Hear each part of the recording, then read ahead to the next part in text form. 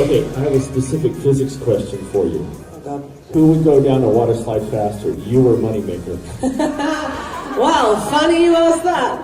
We tested it out yesterday. Moneymaker, I think he doesn't mind me saying, is exactly 2x my mass. And that does not mean that he goes 2x my speed, I should point out. But yes, his terminal velocity is indeed higher than mine, due to a number of factors, but mass is one of them. So yeah, Chris, do not race him on a water slide. He's very, very, very fast, very skilled. He's got all the, because that body position is also very important. He's even got that down.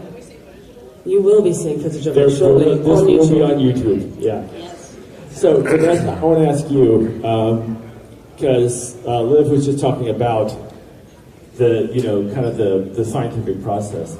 Clearly, one of the things that you have to do is you have to take the results out of the equation, particularly ones that you have no control over, like if all the money goes in and then there's more cards to come. How good are you with that? Do you find it hard to do, and is it something you have to focus on to be able to say the results are immaterial and all that matters is how I got to the decisions that I made? So for me, I don't know if I'm just like weird. I guess to me that's like a very easy question. The results have nothing to do with like whether or not I made the right decision, and I've never I'll be sad when I bust a tournament either way, but like I'll be disappointed, especially if I'm deep and I was hoping to go far. But if I made because I've been in this experience a number of times where I've busted out of a tournament with maybe final 2 tables, or I was or like in the final table 8th or 7th or something where I'm questioning my play. And the times that I think that I made a good play and I played well throughout the tournament, I'm like disappointed for like literally 30 minutes, and then I just go about the rest of my life. But the times where I feel like I really messed up, I really could have done a lot better, it kind of haunts me. And and I think about it. I mean, sometimes depending on how big the spot, for days or for weeks or sometimes for months.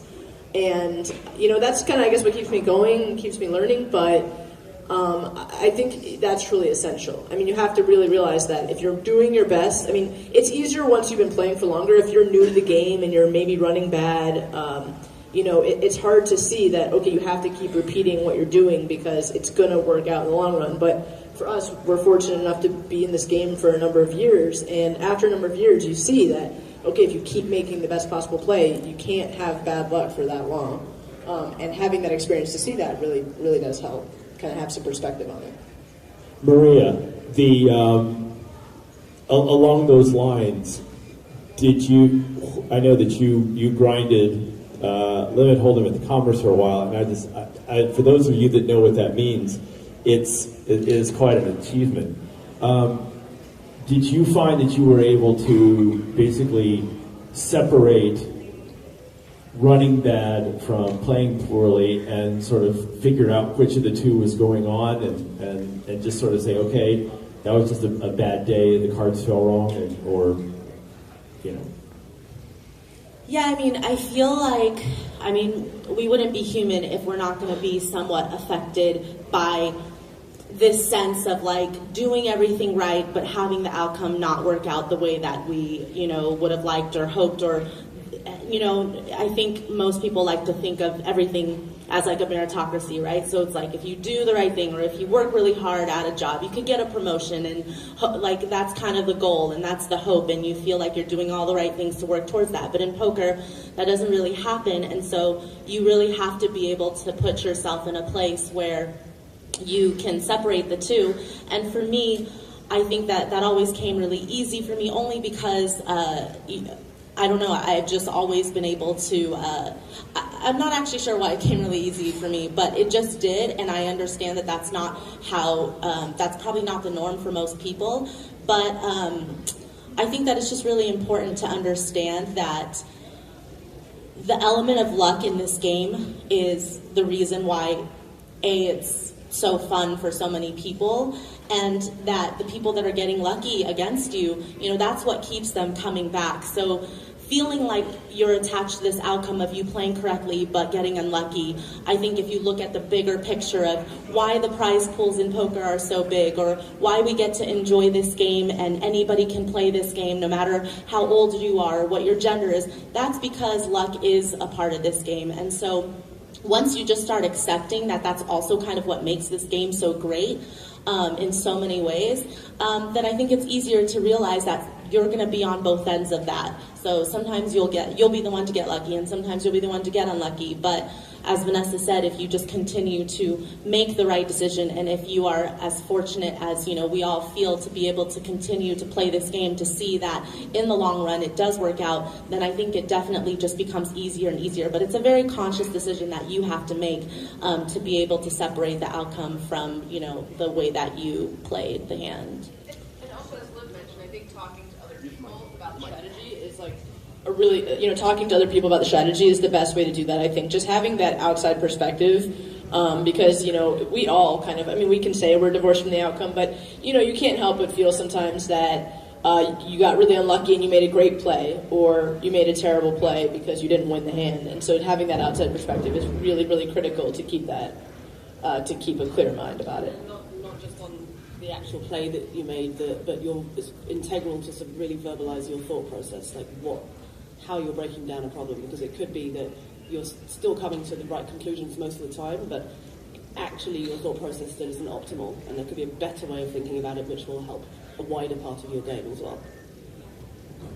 And for a lot of poker players, because you can have a downswing, it can be hard sometimes, and you can get frustrated. You can't have a downswing. Who knew? Well, no, but it does happen, and to be detached from the result becomes more and more difficult for some poker players. And what I found for me is a way of just dealing with that, because I used to be an athlete, and I used to be like what Maria said. I used to be like, okay, I train really hard, and then in the end we'll win, because we could become better than the other teams.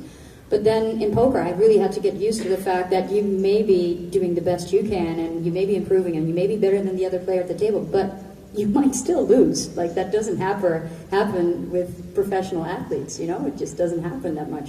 If Roger Federer plays against a guy who's 900th on the ATP ranking, he's never going to lose, it doesn't happen.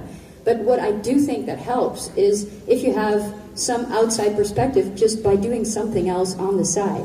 So Vanessa and I love to play tennis, for example, and we love just becoming better players in that, and then it's fair who wins, who loses, it feels like fair. It has nothing to do with luck, and especially when you do play poker, I think you need something on the side that just has that thing in it where you just become better, and you'll get the benefits from that just by doing that.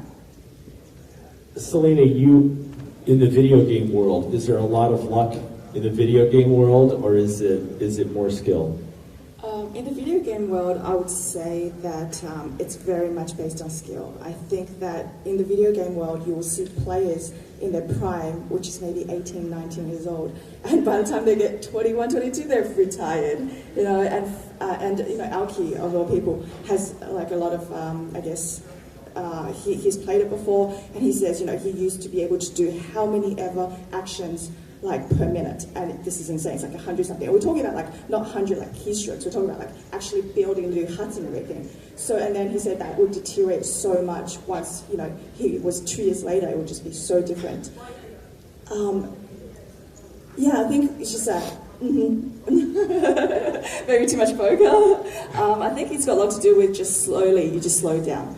For me, I thought I was so good at all the games I played. And then I had a wake-up call literally when I've got a younger sister. She's 12 years younger than me. We sat together and played this tiny little rabbit game, a rabbit game, and she was doing so well against me. And I'm like, how is she beating me? She never beats me in anything, right? And that was that wake-up call. I was just like, this is not happening. When your little sister finally is better than you at something, and then you're just like, okay, you know what?